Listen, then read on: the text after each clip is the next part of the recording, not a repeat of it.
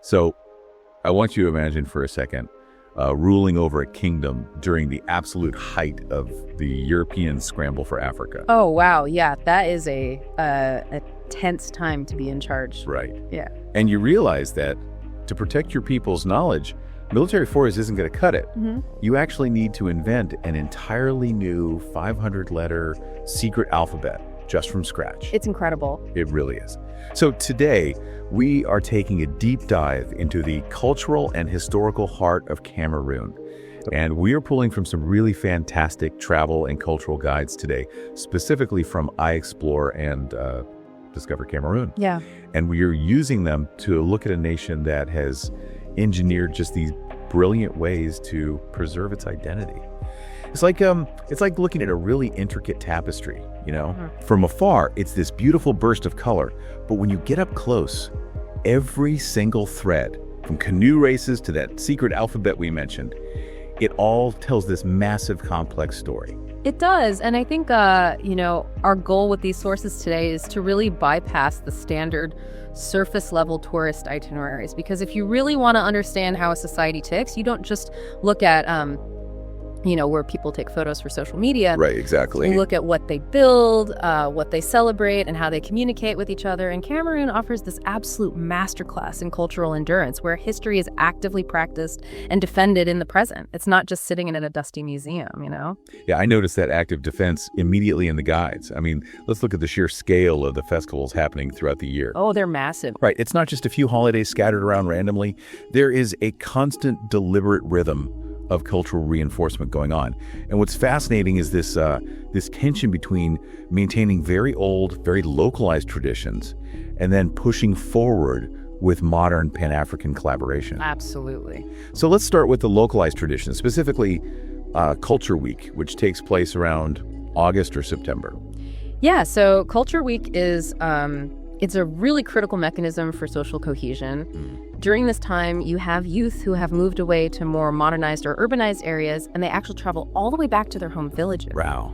And the entire purpose is to pay respect to their families and their ancestors. See, the sources mention that this involves traditional music, wrestling matches, and these dances involving sacred masks. Yeah.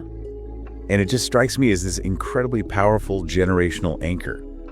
I was thinking about it like a massive national Thanksgiving, but instead of just sitting around eating turkey, you are watching sacred mask dances and wrestling. That's a great way to put it, yeah. Because you have these kids who might be living highly modernized lives in a big city like Douala or Yaoundé, and then once a year, they're physically pulled back to their geographic roots. It's this structural way to prevent the rural-urban divide from just completely severing family lines. Precisely. It prevents the dilution of identity that almost always accompanies rapid urbanization, right? Right. The wrestling and the mask dances, they aren't merely entertainment. They are these visceral, physical links to the past.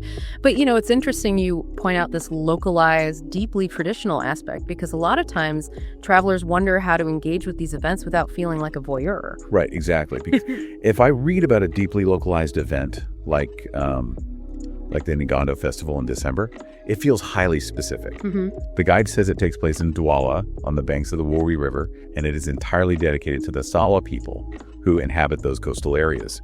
And the streets are just filled with dance and song, and it culminates in these massive canoe races. Yeah, the canoe races are huge. So if an outsider, a tourist, shows up to watch the Sawa people celebrate their specific coastal heritage, is that intrusive?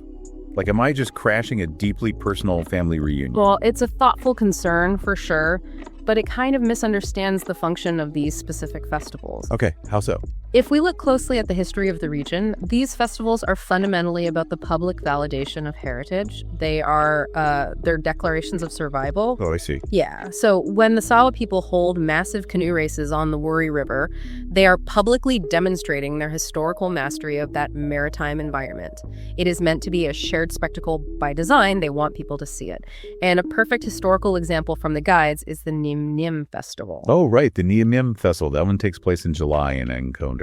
Yes. And the entire purpose of that festival is to commemorate the resistance movement of the Nyam Nyam people against German colonial control. Wow.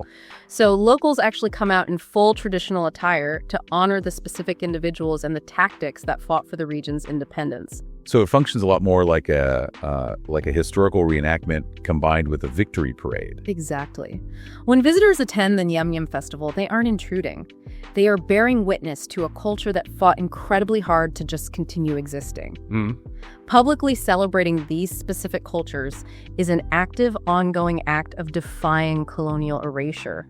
It's some invitation to acknowledge their resilience. That reframes the experience completely for me. It's not a private gathering you crashed. It's a public assertion of survival that actually demands an audience. Right. But the guides also highlight that Cameroon isn't solely focused on looking backward, which is fascinating. At the exact same time they are honoring ancient coastal traditions and anti-colonial resistance, they are hosting some of the most collaborative, outward-looking modern events on the whole continent. The contrast is striking, isn't it? It really is. Because while you have the Nyam Nyam Festival honoring specific historical resistance, you also have things like the African Music Market, which is known as Le Collecteur. And that's held every 2 years in Douala. And Le Collecteur is described as this massive collaboration of African musicians. It's not just a music festival where people show up, play a set, and leave, right? No, not at all. They hold interactive seminars, workshops, and this big trade fair. It sounds like an incubator for the entire modern African music industry. It absolutely is an infrastructure building event. And you see that exact same collaborative framework in Yaoundé every 2 years in November with Fetai. Fetai, right. The African Theater Festival for children and young people. Yeah. It brings youth and industry professionals together from all over for theater workshops. These events are about forging a modern Pan-African creative identity. And then you have FENAC in December in Morua, the Festival National des Arts et de la Culture, which the guide specifically notes is the largest arts festival in Cameroon with absolutely no religious affiliation. Right, completely secular. Yeah, a purely secular cosmopolitan celebration of the arts with parades and showcases from artists across the board. So when you put FENAC and Fetche and Le Collecteur right next to Culture Week and the Ngondo Festival, you really see the full mechanism of Cameroonian society at work. They are simultaneously guarding their ancient, localized roots with this fierce dedication, while aggressively building platforms for modern, secular, international collaboration. It's such a delicate balance. Yeah. Which actually brings us perfectly to the historical figure who seemed to master this exact balance of guarding the old while engineering the new. Oh, yes, Sultan Joya. Right. So we are traveling to the western region for this, to a city called Fombon. And Fombon is a fascinating urban center. Today, it has a population of about 820,000 and is widely known as the City of Arts. Craftsmanship is a massive driver of the local economy there, and it's a primary source of employment for the youth. But the reason it is the City of Arts today is largely due to the legacy of the Bamon people and one specific leader. In 1917, they built the Fombon Palace. And the man who ordered its construction was Sultan Ibrahim Njoya, who reigned from 1887 to 1933. And just reading his biography in these guides is astounding. I was reading this thinking, this guy is like a real-life Wakandan king. That's a really apt comparison, actually. Because he didn't just build a palace, he engineered an entire cultural infrastructure to protect his kingdom. He really did. Sultan Njoya was a polymath and a deeply pragmatic nation builder. He understood that in the late 19th and early 20th centuries, as colonial powers were aggressively carving up the continent, military defense simply wasn't enough. Right, they had better weapons. Exactly. A kingdom needed undeniable cultural and intellectual foundations to legitimize itself and resist that external ideological pressure. Which brings up something wild from the sources. They mention he founded a unique, syncretic religion that deliberately blended Islam, Christianity, and traditional Bamon beliefs. Yes. And I want to pause on that because blending three entirely different religious frameworks sounds like a logistical and theological nightmare. Oh, absolutely. Why would a monarch attempt that? Well, you have to look at the geopolitical pressures of his reign at the time. During that era, the Bamon Kingdom was situated right at a crossroads of influence. You had European colonial missionaries pushing Christianity from one direction, and then established trade routes bringing Islamic influence from another. Okay, so he's surrounded. Right. So if a ruler allowed one of these foreign ideologies to completely dominate, or even if he just allowed them to aggressively compete with each other, it could fracture the kingdom from the inside out.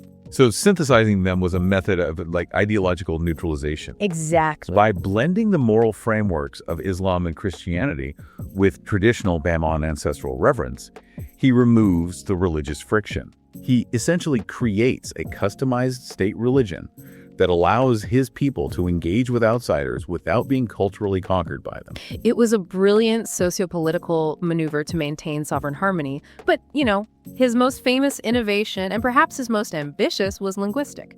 Yes, the alphabet. Around 1915, Sultan Njoya created a secret language and an entirely new alphabet consisting of 500 letters. Okay, this is the detail that completely stopped me in my tracks. Yeah. Because the guide says his ultimate goal was to make language accessible to all, to unify his people through literacy. Right.